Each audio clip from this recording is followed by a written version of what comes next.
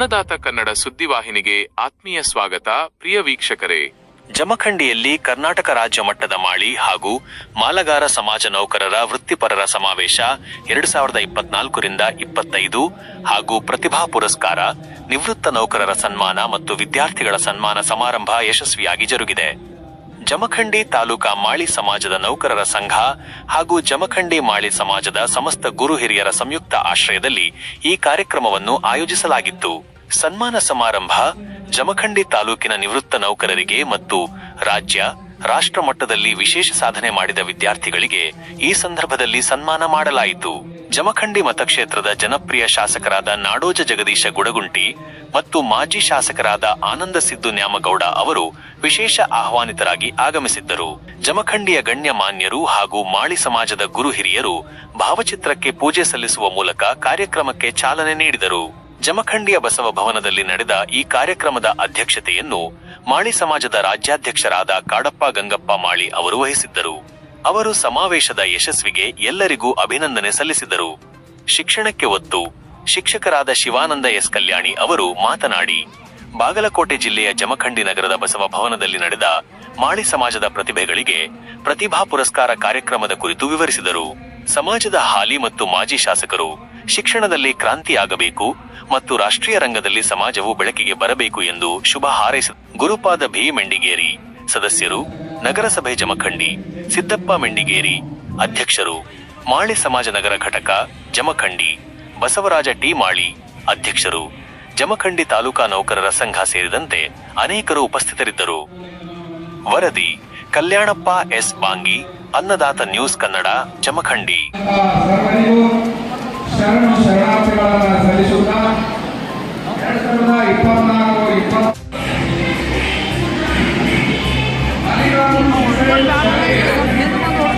ಗುರುವಿನಲ್ಲಿ ಹೋಗ್ಬೇಕಾಗ್ತದ. ತಂದೆ ತಾಯಿಗಳ ಅಷ್ಟೇ ಗುರು ಮಾಡ್ತಿರ್ತಾರೆ. ಸಮಾಜದ ಪಾತ್ರ ಕೂಡ ಆಗಿದೆ. ಸಮಾಜದ ಜೊತೆಗೆ ಸರ್ಕಾರ, ಕರ್ನಾಟಕ ಸರ್ಕಾರ, ಕೇಂದ್ರ ಸರ್ಕಾರ ಅಲ್ಲಿ ಕೂಡ ಎಲ್ಲ ಸವಲತ್ತುಗಳನ್ನು ಒದಗಿಸಿಕೊಟ್ಟು ಇವತ್ತು ಮಕ್ಕಳನ್ನು ಎತ್ತರಕ್ಕೆ ಎತ್ತುವಂತ ಅವರು ಮಾಡುವಂತ ಕೆಲಸವು ಉನ್ನತ ಮಟ್ಟವಾಗಿ ನಮ್ಮ ದೇಶ ವಿಶ್ವದಲ್ಲಿ ಮುಂಚೂಣಿಯಲ್ಲಿ ಹೋಗ್ಬೇಕೆಂಬ ಆಸೆ ಇವತ್ತು ನರೇಂದ್ರ ಮೋದಿ ಕೂಡ ಆಗಿದೆ.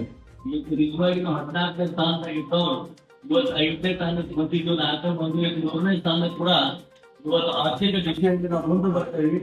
ಆತ್ಮನಿರ್ಭರ ಭಾರತ, ಸಶಕ್ತ ಭಾರತ, ಸದೃಢ ಭಾರತ, ಸ್ವಚ್ಛ ಭಾರತ ಅಜ್ಞಾನ ನಾವು ಹಮ್ಮಿಕೊಂಡಿದ್ದೀವಿ. ಇದು ಒಂದು ಮನದಟ್ಟನೆ ಆಗುವಂತದ್ದು. ನೀವು ಮನೆಯನ್ನು ಕೂಡ ಅದು ಮನೆ ಹಾಕಿ ಇವತ್ತು ನಮ್ಮ ನಿಂದಲ ಆದ ಕರ್ತವ್ಯ ನಾವು ಬೆಳೆದಲ್ಲದೆ ನಮ್ಮ ಸುತ್ತಮುತ್ತಲಿರುವ ಎಲ್ಲರನ್ನು ಬೆಳೆಸಬೇಕು, ಎತ್ತಬೇಕು ಹಾಗೂ ನಾವು ಒಳ್ಳೆಯ ಪ್ರಜೆಗಳಾಗಬೇಕು. ನಮ್ಮದು ಕೂಡ ದೇಶಕ್ಕೆ ಸೇವೆಯನ್ನು ಕೊಡುವಂತ ಆಗಬೇಕಂತಗೋಸ್ಕರ ಇವತ್ತು ವಿಶೇಷವಾಗಿ ದೀಪಾ ಮುಗೋಳು IAS ಅವರು ಬೆಂಕಿ ಜೊತೆ ಅವರು ಬರಬೇಕಾಗಿತ್ತು. ಅಂತವ್ರು ಮಾಳಿ ಸಮಾಜದವರು ಪ್ರತಿ ವರ್ಷ ಈ ಪ್ರತಿಭಾ ಪುರಸ್ಕಾರ ಕಾರ್ಯಕ್ರಮವನ್ನು ಮಾಡ್ತಾರೆ ಮತ್ತು ಪ್ರತಿ ವರ್ಷ ಈ ಪ್ರತಿಭಾ ಪುರಸ್ಕಾರ ಆಗತಕ್ಕಂಥ ಮಕ್ಕಳ ಸಂಖ್ಯೆ ಕೂಡ ಹೆಚ್ಚಾಗ್ತಾ ಹೋಗೋದನ್ನು ನೋಡಿದ್ರೆ ಬಹಳ ಒಂದು ಉತ್ತಮವಾದಂತಹ ಬೆಳವಣಿಗೆ ಅಂತ ನಾನು ಈ ಸಂದರ್ಭದಲ್ಲಿ ಹೇಳಲಿಕ್ಕೆ ಬಯಸ್ತೇನೆ.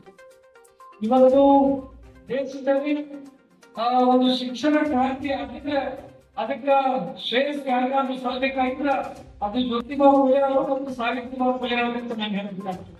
ಅದರಲ್ಲಿ ವಿಶೇಷವಾಗಿ ಮಹಿಳೆಯರಿಗೆ ನಾವು ಶಿಕ್ಷಣದಲ್ಲಿ ಸಾಧನೆ ಮಾಡಿದ್ರೆ ಶಿಕ್ಷಣ ಅಂತಲ್ಲ ಅಷ್ಟೇ ಅಲ್ಲ, ಇವತ್ತು ಏನಾದ್ರು ಮಹಿಳೆಯರು ಸಮಾಜದಲ್ಲಿ ಏನಾದ್ರು ಸಾಧನೆ ಮಾಡುವಂತ ವ್ಯಕ್ತಿಗಳಾಗಿದ್ರೆ ಅದು ಶ್ರೇಯಸ್ಸು ಜ್ಯೋತಿಬಾ ಫುಲೆ ಅವರು, ಸಾವಿತ್ರಿಬಾಯಿ ಫುಲೆ ಅವರು ಸಲ್ಲಬೇಕಾಗ್ತದೆ. ಯಾಕಂದ್ರೆ ಅವತ್ತು ನಿರ್ಮಾಣಗಳಲ್ಲಿ ಶಿಕ್ಷಣ ಪಡ್ಕೊಳ್ಳೋ ಅಷ್ಟು ಸುಲಭ ಮಾರ್ಗದಲ್ಲಿ ಅವತ್ತು ಬಹುಶಃ ಕೆಲವೊಂದು ಜನರಿಗೆ ಶಿಕ್ಷಣ ಸಿಗೋದು ಬಹಳ ದೂರಿ ಮಾಡ್ತಿದ್ರು. ಬರೀ ಮೇಲ್ವರ್ಗದ ಜನ ಮಾತ್ರ ಶಿಕ್ಷಣ ಪಡೆಯುವಂತ ಅವಕಾಶ ಇತ್ತು.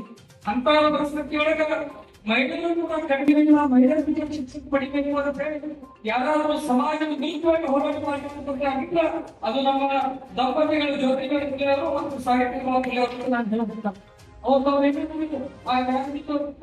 ಕೆಲಸ ಮಾಡದೆ ಹೋಗಿದ್ದ ಇವತ್ತು ಕೂಡ ಮಹಿಳೆಯರು ಶಿಕ್ಷಣದಲ್ಲಿ ಬಹಳಷ್ಟು ನಿಪುಣರಾಗ್ತದೆ. ಆದ್ರೆ ಇವತ್ತು ನಾವು ಎಲ್ಲ ಪ್ರತಿಭಾ ಪುರಸ್ಕಾರದಲ್ಲಿ ನಾವು ನೋಡ್ತೀವಿ ಹುಡುಗರಿಗಿಂತ ಹೆಚ್ಚು ಮಹಿಳೆಯರ ಸಾಧನೆಗೆ ಹೆಚ್ಚಾಗುತ್ತೆ. ಇದಕ್ಕೆ ನಾನು ಹೇಳಲಿಕ್ಕೆ ಬಯಸ್ತೀನಿ. ಒಟ್ಟಾರೆಯಾಗಿ ಶಿಕ್ಷಣ ಬಹಳ ಮಹತ್ವದ. ಏನಾದ್ರೂ ನಾವು ಸಾಧನೆ ಮಾಡಬೇಕಾದ್ರೆ ಶಿಕ್ಷಣ ಇಲ್ಲದೆ ಹೋಗಿ ನಾವು ಏನು ಮಾಡ್ಲಿಕ್ಕೆ ಸಾಧ್ಯ ಇಲ್ಲ. ಇದನ್ನ ಯಾಕೆ ನಾವು ಮಾತು ಹೇಳಿದ್ವಿ ಅಂತಂದ್ರೆ, ಮೊದಲ ಕಾರ್ಯ ಇತ್ತು ಏನ್ ಮಾಡಿದ್ರೆ ರಾಜುಗಳು ಯಾರಕ್ಕೆ ಹೆಚ್ಚು ಸೈನಿಕ ಸಂಖ್ಯೆ ಇತ್ತು, ಯಾರಕ್ಕೆ ಹೆಚ್ಚು ಆಯುಧಗಳಿತ್ತು, ಅವರ ಶಕ್ತಿಶಾಲಿಗಳು ಅಂತ ನಾವೆಲ್ಲ ಭಾವಿಸ್ಕೊಳ್ತಿದ್ವಿ. ನಾವೆಲ್ಲ ಹೆಚ್ಚು ನಡೀತಿದ್ದೀವಿ. ಒಂದು ಕ್ರಮೇಣ ಅದರ ಕಮ್ಮಿ ಆಗ್ಬೋದು ಹೆಚ್ಚಿತ್ತು ಅಂದ್ರೆ ಯಾರು ಹೆಚ್ಚು ಶ್ರೀಮಂತರು ಅವರು ಹೆಚ್ಚು ಶಕ್ತಿಶಾಲಿಗಳು ಅನ್ನುವಂಥ ಭಾವನೆಗಳು ನಮ್ಮಲ್ಲಿ ಮೂಡಿಗೆ ಪ್ರಾರಂಭ ಆದವು. ಉದಾಹರಣೆಗೆ ಟಾಟಾ ಆಗಿರ್ಬೋದು, ಬಿರ್ಲಾ ಆಗಿರ್ಬೋದು, ಇವತ್ತು ಅದಾಗಿ ಅಂಬಾನಿ ಅಂತವರಾಗಿರ್ಬೋದು. ಯಾರು ಶ್ರೀಮಂತರು ಯಾರು ಶ್ರೀಮಂತರು ಅವರಿಗೆ ಶಕ್ತಿಶಾಲಿಗಳನ್ನುವಂಥ ಭಾವನೆ ನಮ್ಮಲ್ಲಿ ಕೊಂಡಾಗ್ತಿತ್ತು ಕೂಡ. ಅದು ಕೂಡ ನಿಜ ಆಗಿಲ್ಲ. ಒಂದು ಕಮ್ಮಿನ ಬದಲಾಗೋದು ಎಲ್ಲಿಗೆ ಬರ್ಲಿಪ್ಪ ಅಂದ್ರೆ ರಾಜಕಾರಣಿಗಳು ಹೆಚ್ಚು ಶಕ್ತಿಶಾಲಿಗಳು ಅಂತ ನಾವೆಲ್ಲ ಭಾವಿಸ್ಕೊಳ್ಳಿ ಪ್ರಾರಂಭ ಮಾಡಿದ್ವಿ. ಉದಾಹರಣೆಗೆ ಈಗ ಮುಖ್ಯಮಂತ್ರಿಗಳಾಗಿರ್ಬೋದು, ಪ್ರಧಾನಮಂತ್ರಿಗಳಾಗಿರ್ಬೋದು, ಸಚಿವರುಗಳಾಗಿರ್ಬೋದು, ಶಾಸಕರುಗಳನ್ನ ಈಗ ಇವರೇ ಹೆಚ್ಚು ಶಕ್ತಿಶಾಲಿ ಅಂತ ನಾವು ತಿಳ್ಕೊಳ್ಳಿ ಪ್ರಾರಂಭ ಆಗುತ್ತೆ. ಆದ್ರೆ ನಾನು ಕಾಡಪ್ಪ ಗಂಗಪ್ಪ ಮಾಳಿ ಸಮಾಜದ ರಾಜ್ಯಾಧ್ಯಕ್ಷರಾಗಿ ಈ ಒಂದು ಮಾಳಿ ಸಮಾಜದ ರಾಜ್ಯ ಮಟ್ಟದ ನೌಕರರ ಸಮಾವೇಶಕ್ಕೆ ಆಗಮಿಸಿದಂಥ ಎಲ್ಲ ನನ್ನ ಮಾಳಿ ಸಮಾಜದ ಬಂಧುಗಳಿಗೆ, ನೌಕರರ ಬಂಧುಗಳಿಗೆ, ವೃತ್ತಿಪರರಲ್ಲಿರುವಂಥ ಡಾಕ್ಟರ್ಸ್ ಆಗಲಿ, ಇಂಜಿನಿಯರ್ಸ್ ಆಗಲಿ, ಹಾಗೂ ಯಾವತ್ತು ನನ್ನ ಮಾಳಿ ಸಮಾಜದ ಬಂಧು ಮಿತ್ರರಲ್ಲಿ, ಯುವಕರಲ್ಲಿ, ತಂದೆಯ ತಾಯಂದಿರಲ್ಲಿ ಒಂದು ವಿಶೇಷವಾಗಿ ಮನವಿಯನ್ನು ಮಾಡಿಕೊಂಡಾಗ ಈ ಒಂದು ಕಾರ್ಯಕ್ರಮವನ್ನು ಬಹಳಷ್ಟು ರೀತಿಯಿಂದ ಯಶಸ್ವಿಗೊಳಿಸಿದ್ದಕ್ಕಾಗಿ ಸಮಸ್ತ ಮಾಳಿ ಸಮಾಜದ ಬಂಧುಗಳಿಗೆ ನಾನು ಅಭಿನಂದನೆ ಸಲ್ಲಿಸ್ತೇನೆ. ಜೊತೆಗೆ ಈ ಕಾರ್ಯಕ್ರಮವಾಗಿ ವಿಶೇಷವಾಗಿ ಆಹ್ವಾನಿಸಿದಂಥ ಎಲ್ಲ ಮಹನೀಯರು ನಮ್ಮ ಸಮಾಜದ ಹೆಚ್ಚು ಹೆಗ್ಗುರುತಾಗಿ ಬಂದು ಈ ಸಮಾಜವನ್ನು ಏಳಿಗೆಗಾಗಿ ನಾವು ಶ್ರಮಿಸ್ತೀವಿ ಅನ್ನುವಂಥ ಮಾತನ್ನು ಕೂಡ ಈ ಹೇಳಿದಂಥ ಸಂದರ್ಭದಲ್ಲಿ ನಾವು ಅವರನ್ನು ಕೂಡ ಅಭಿನಂದಿಸಬೇಕಾಗ್ತದೆ.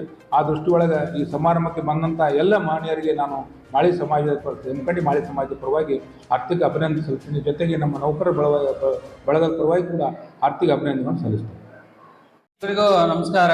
ನನ್ನ ಹೆಸರು ನಾಗೇಶ್ ಮಾಲ್ಗಾರ್ ಅಂತ.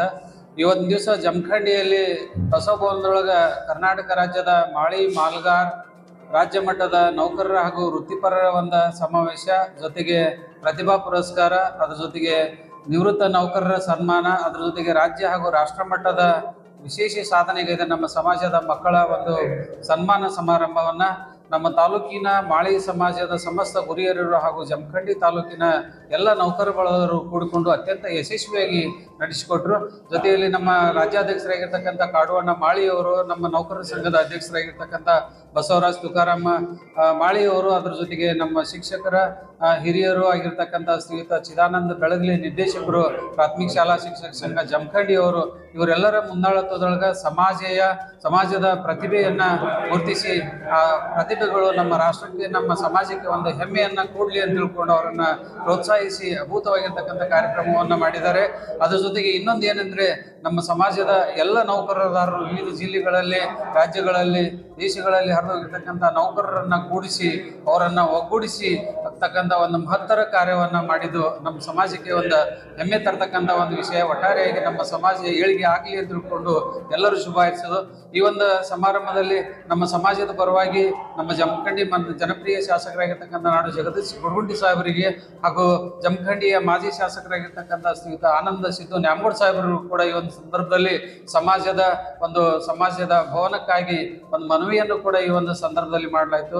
ಮಾನ್ಯರು ಕೂಡ ಅದನ್ನು ಪೂರೈಸುವುದಾಗಿ ಒಂದು ಆಶ್ವಾಸನೆಯನ್ನು ಕೂಡ ಈ ಒಂದು ಸಂದರ್ಭದಲ್ಲಿ ಹೇಳಿ ನಮ್ಮ ಸಮಾಜಕ್ಕೆ ಸಹಾಯ ಸಹಕಾರವನ್ನು ನೀಡುವುದಾಗಿ ಹೇಳಿ, ಅದರ ಜೊತೆಗೆ ನಮ್ಮ ಸಮಾಜದ ಒಂದು ನಿಗಮ ಮಂಡಳಿಯನ್ನು ಕೊಡ್ಲಿಕ್ಕೂ ಕೂಡ ಪ್ರಯತ್ನವನ್ನು ಮಾಡ್ತೀನಿ ಅಂತಕ್ಕಂಥ ಭರವಸೆಯನ್ನು ನೀಡಿಕೊಟ್ಟಿದ್ದಾರೆ. ಆನಂದ್ ಆರ್ ಬೆಳಗಲಿ ಶಿಕ್ಷಕರು ಇಂದು ನಡೆದಂಥ ಒಂದು ನಮ್ಮ ಮಾಳಿ ಸಮಾಜದ ಪ್ರತಿಭಾ ಪುರಸ್ಕಾರ ಹಾಗೂ ನೌಕರರ ಸಮ್ಮೇಳನ ಬಹಳಷ್ಟು ಯಶಸ್ವಿಯಾಗಿ ನಡೀತಿ. ಈ ಕಾರ್ಯಕ್ರಮದಲ್ಲಿ ನಮ್ಮ ರಾಜ್ಯದಾದ್ಯಂತ ಇರ್ತಕ್ಕಂಥ ಎಲ್ಲ ನಮ್ಮ ಮಾಳಿ ನೌಕರರು, ಉನ್ನತ ಸ್ತರದ ಅಧಿಕಾರಿಗಳು, ಎಲ್ಲ ಸಮಾಜದ ಗಣ್ಯಮಾನ್ಯರು, ರಾಜಕೀಯ ವ್ಯಕ್ತಿಗಳು, ನಮ್ಮ ತಾಲೂಕಿನ ಸನ್ಮಾನ್ಯ ಶಾಸಕರು ಆಗಮಿಸಿ ಈ ಕಾರ್ಯಕ್ರಮವನ್ನು ಯಶಸ್ವಿಗೊಳಿಸಿದ್ದಾರೆ. ಈ ನಿಟ್ಟಿನಲ್ಲಿ ನಾನು ಎಲ್ಲರಿಗೂ ತುಂಬುವುದ ಧನ್ಯವಾದಗಳನ್ನು ಅರ್ಪಿಸುತ್ತೇನೆ. ಜಿಲ್ಲೆಯ ಜಮಖಂಡಿ ತಾಲೂಕಿನಲ್ಲಿ ಮಾಳಿ ಸಮಾಜದ ಪ್ರತಿಭೆಗಳಿಗೆ ಪ್ರತಿಭಾ ಪುರಸ್ಕಾರವನ್ನು ಹಮ್ಮಿಕೊಳ್ಳಲಾಗಿತ್ತು. ನಮ್ಮ ಮಾಳಿ ಸಮಾಜದ ರಾಜ್ಯದಾದ್ಯಂತ ಇರುವಂತಹ ಎಲ್ಲ ಅಧಿಕಾರಿಗಳು ಈ ಕಾರ್ಯಕ್ರಮದಲ್ಲಿ ಪಾಲ್ಗೊಂಡು ಹಾಗೂ ಜಮಖಂಡಿಯ ಜನಪ್ರಿಯ ಶಾಸಕರಾದ ಗುರುಗುಂಟಿ ಅವರು ಹಾಗೂ ಹಿಂದಿನ ಶಾಸಕರಾದ ಆನಂದ್ ನ್ಯಾಮಗೌಡ ಅವರು ಸಹ ಈ ಕಾರ್ಯಕ್ರಮದಲ್ಲಿ ಪಾಲ್ಗೊಂಡು ನಮ್ಮ ಸಮಾಜದ ಬೇಕು ಬೇಡುಗಳಿಗೆ ಅವರು ಭರವಸೆಯನ್ನು ಕೊಟ್ಟು ಸಾಕಷ್ಟು ಪ್ರತಿಭೆಗಳಿಗೆ ಶಿಕ್ಷಣದಲ್ಲಿ ನಿಮಗೆ ಕ್ರಾಂತಿ ಆಗಬೇಕು, ನೀವು ಸಹ ಮೇಲೆ ಬರಬೇಕು, ರಾಜಕೀಯ ರಂಗದಲ್ಲಿ ತಮ್ಮ ಸಮಾಜವು ಸಹ ಬೆಳಕಿಗೆ ಬರಬೇಕು ಅಂತ ಅವರು ನಮಗೆ ಮಾತುಗಳನ್ನು ಹೇಳಿ ಕಾರ್ಯಕ್ರಮಕ್ಕೆ ಯಶಸ್ವಿಯಾಗಲಿ ಅಂತ ಶುಭ ಹಾರೈಸಿದರು. ಸಾಕಷ್ಟು ಜನರು ಈ ಕಾರ್ಯಕ್ರಮದಲ್ಲಿ ಪಾಲ್ಗೊಂಡು ನಮ್ಮ ಮಾಳಿ ಸಮಾಜದ ಪ್ರತಿಭೆಗಳಿಗೆ ಶುಭ ಹಾರೈಸಿ ಈ ಕಾರ್ಯಕ್ರಮವನ್ನು ಯಶಸ್ವಿ ಮಾಡಿದರು. ಎಲ್ಲರಿಗೂ ನಮಸ್ಕಾರಗಳು. ನಾನು ಶಿವಾನಂದ ಎಚ್ ಕಲ್ಯಾಣಿ ಅಂತ ಈ ಒಂದು ರಾಜ್ಯದ ಜಮಖಂಡಿ ತಾಲೂಕು ಮಾಳಿ ಸಮಾಜ ನೌಕರರ ಸಂಘದ ನಿರ್ದೇಶಕರಾಗಿ ಕಾರ್ಯನಿರ್ವಹಿಸ್ತಾ ಇದ್ದೇನೆ. ಅದರ ಜೊತೆಯಾಗಿ ಶಿಕ್ಷಕರಾಗಿಯೂ ಸಹ ನಾನು ಕಾರ್ಯನಿರ್ವಹಿಸ್ತಾ ಇದ್ದೇನೆ.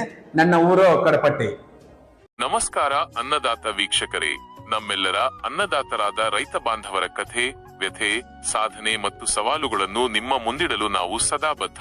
ಹಳ್ಳಿಗಳಿಂದ ದಿಲ್ಲಿಯವರೆಗೆ, ಹೊಲದಿಂದ ಹಿಡಿದು ಮಾರುಕಟ್ಟೆಯವರೆಗೆ ರೈತರಿಗೆ ಸಂಬಂಧಿಸಿದ ಪ್ರತಿಯೊಂದು ಮಾಹಿತಿಯನ್ನು ನಿಖರವಾಗಿ, ನಿಷ್ಪಕ್ಷಪಾತವಾಗಿ ತಲುಪಿಸುವುದು ನಮ್ಮ ಆದ್ಯತೆ. ನಿಮ್ಮ ವಿಶ್ವಾಸವೇ ನಮ್ಮ ಶಕ್ತಿ, ನಿಮ್ಮ ಪ್ರೋತ್ಸಾಹವೇ ನಮ್ಮ ದಾರಿ. ಜೈ ಕಿಸಾನ್. ಇನ್ನಷ್ಟು ಸುದ್ದಿಗಳನ್ನು ಪಡೆಯಲು ಅನ್ನದಾತ ನ್ಯೂಸ್ ಕನ್ನಡ ಚಾನೆಲ್ ಅನ್ನು ಸಬ್ಸ್ಕ್ರೈಬ್ ಮಾಡಿ, ಲೈಕ್ ಮಾಡಿ ಮತ್ತು ಶೇರ್ ಮಾಡಿ. ಧನ್ಯವಾದಗಳು.